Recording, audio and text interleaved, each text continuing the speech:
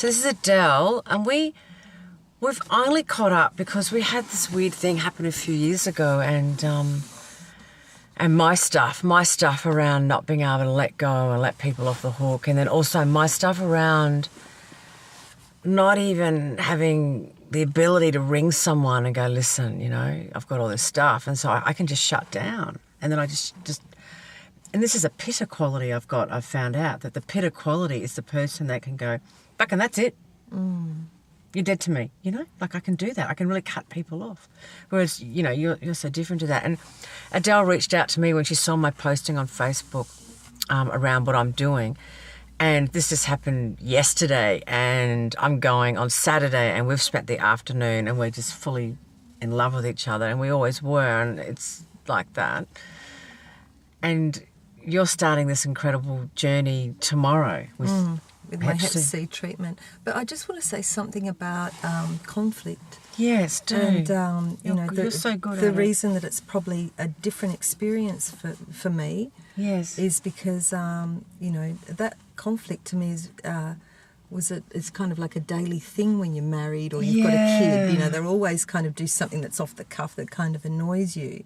And I notice this with my women friends that have not been on that journey or not had children yet, that conflict, it does seem so much more catastrophic than what it actually is. Yes. Whereas I think in parenting and in marriage, those things just happen during the day. They just kind of happen daily. So I know. It's not that big. Yeah, and I've had that same thing when I've worked with guys on the radio because they're fighting with their wives at home or their boyfriends or whatever, and then they would flip out at me at work, and I'd just be like, it's just so full on because I haven't had relationships or children. I don't fight with people, and I don't get that thing. And so I think when it comes up for me, it just fucking floors me. Well, and I think this is like this divine timing. You're at the end, the end of this part of your cleanse, and you and I have journeyed together since 1998, and we have been through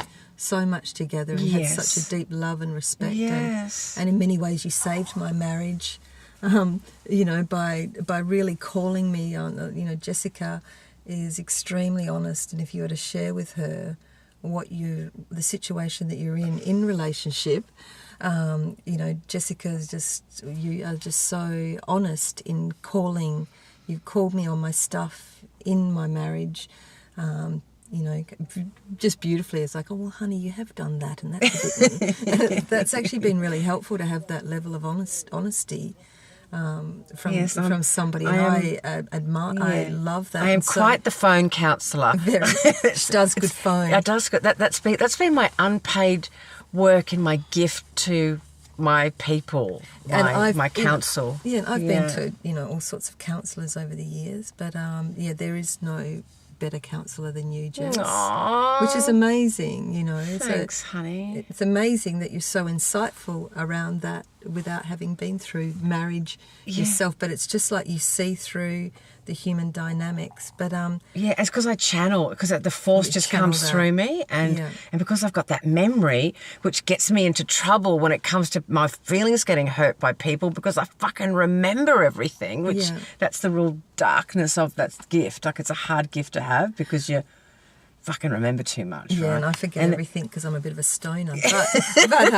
But I've been watching the blog over the last couple of days when I realised that it was happening, and I tuned in, and I love Rupa. Oh my goodness! And what I love about the stuff, and just to put things in context, I'm cross-cultured because I've been in an Indonesian culture since I was 21 years old, and I'm just turned 50.